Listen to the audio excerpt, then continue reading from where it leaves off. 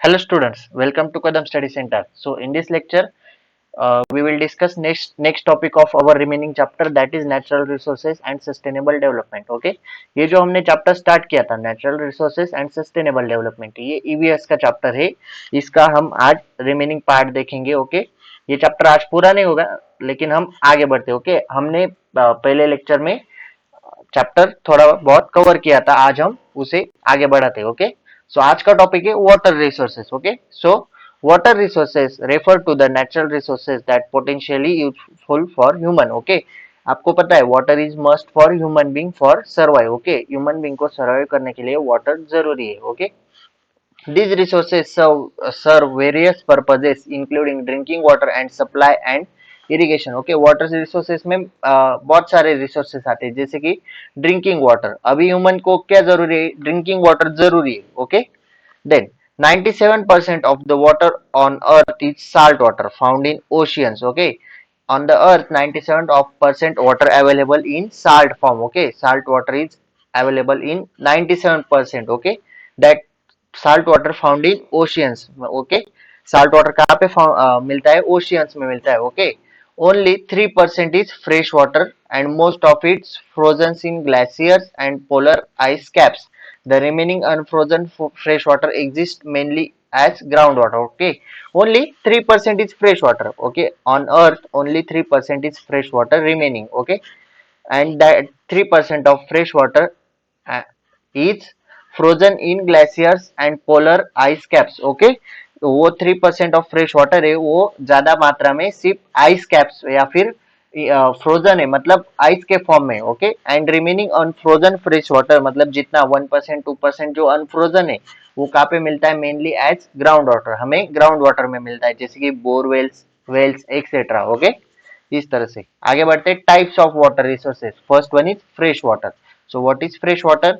Fresh water resources are essential for life. Okay, in human life fresh water is essential for live. Okay, but they are relatively scarce on our planet, मतलब fresh water कम मात्रा में available है, ज्यादा मात्रा में available नहीं है। Following are different types of fresh water resources. Okay, let's see the types of fresh water resources. First one is surface. One is lakes. So lakes are natural or human-made bodies of standing freshwater. Lakes are natural or human-made bodies of standing freshwater, like Lake Powell in Utah. Okay. Second one is rivers. Rivers are flowing freshwater channels that transport water from higher elevations to lower ones. Then third one is ponds. Ponds are smaller than lakes. Ponds are still significant source of fresh water. Ponds are significant sources of fresh water. Then last one is stream. Ranging from large rivers to small creeks, stream contribute to surface water. Okay. Then second type is groundwater. Water store beneath the earth surface in aquifers, मतलब जो ground में है, मतलब borewell से हम जो water लेते हैं, वेल से जो वाटर लेते हैं, वो कहाँ पे? ग्राउंड में।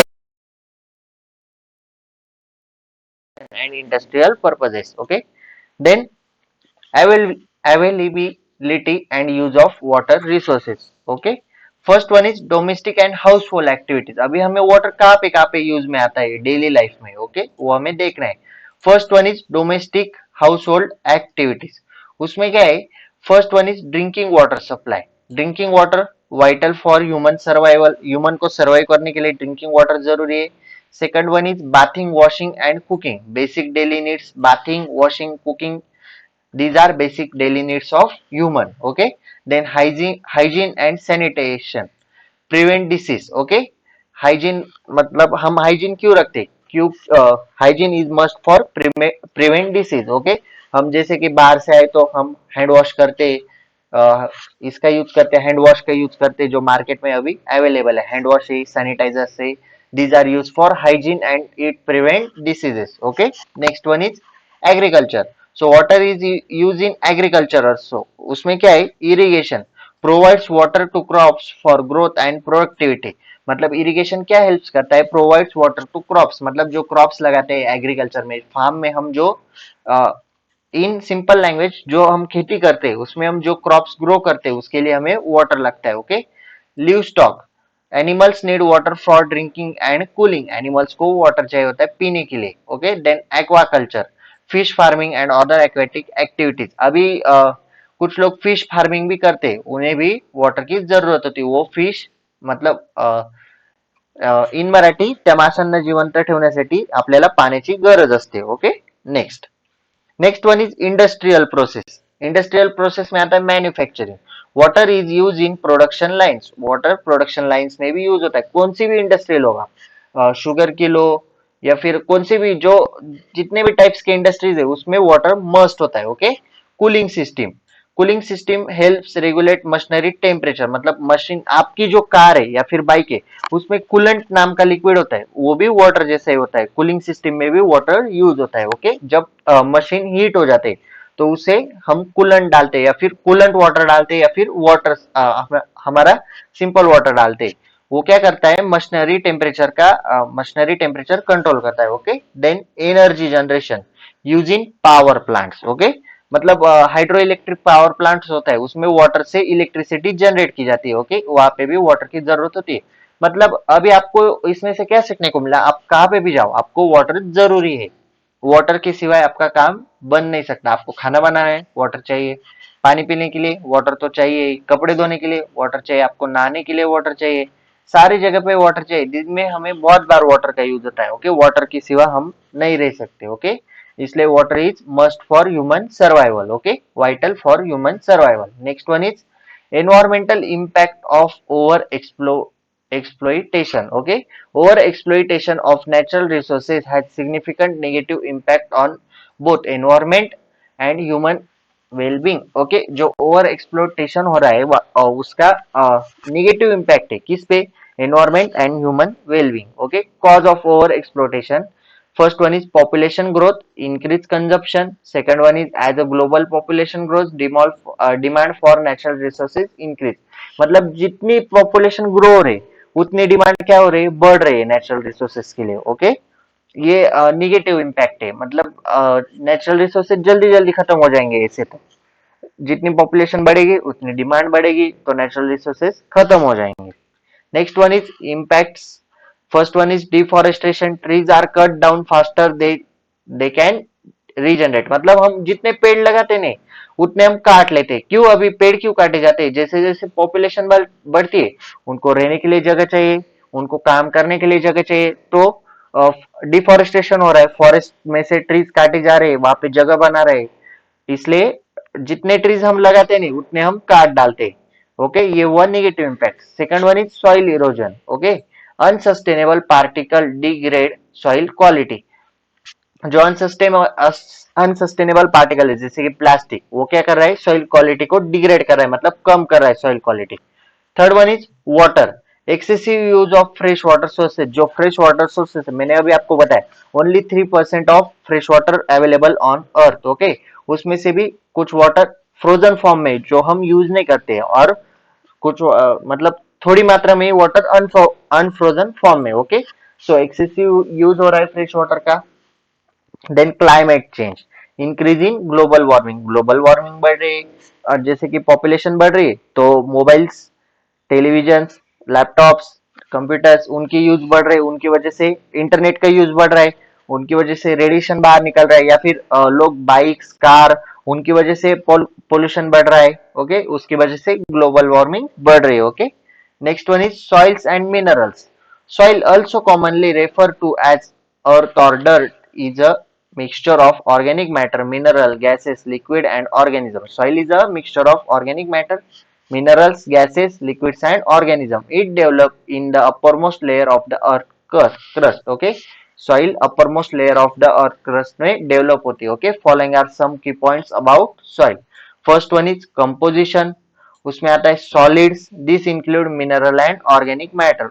Second one is liquid, water and dissolve nutrients. Gases, third one is gases, oxygen and carbon dioxide. Fourth one is organism, bacteria, fungi, insects and plant roots. यहाँ पे प्लांट्स रूट्स है। Okay okay, next one is functions. अभी functions क्या है, sorry just wait, आगे बढ़ते। Okay, functions क्या है सॉइल्स एंड मिनरल्स के, water and nutrient reservoir, soil stores water and essential nutrients for plants growth. Soils क्या करती है, मतलब क्या है ना, सॉइल है ना वाटर को एब्जॉर्ब करके रखती है। अब जब हम पेड़ को पानी देते हैं सॉइल वो वाटर एब्जॉर्ब करके रखती है, प्लांट को धीरे धीरे वो पानी मिलता है। सॉइल बहुत देर तक पानी एब्जॉर्ब करके रखती है। और एंड इसेंशियल न्यूट्रिएंट, जो इसेंशियल मतलब प्लांट्स के लिए इसेंशियल न्यूट्रिएंट्स होते हैं, मतलब पेड़ को जितनी जरूरत होती है, जिन न्यूट्रिएंट्स की जरूरत होती है उतने न्यूट्रिएंट्स वो सॉइल एब्जॉर्ब करके रखती है। Okay, then filtration and decomposition. अभी सॉइल में जो वाटर है वो तो आप बोलोगे इम्प्योर वाटर है, फिर हम जो बोरवेल या फिर वेल से पानी लेते हैं वो प्योर फॉर्म में कैसे मिलता है हमें? क्योंकि सॉइल फिल्ट्रेशन का भी काम करती है। Okay, it filters pollutants and break down organic matter. Soil filtration का भी काम करती है। तो सॉइल कितनी जरूरी है? Okay, next.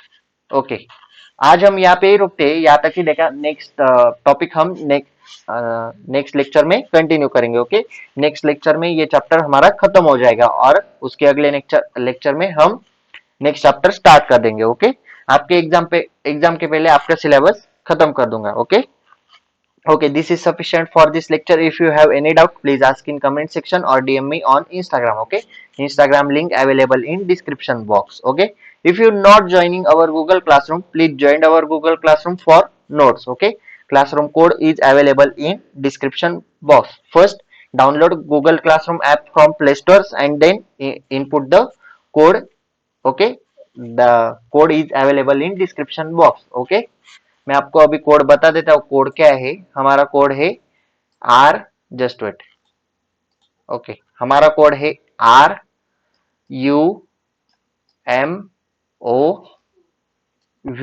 RUMOVBO।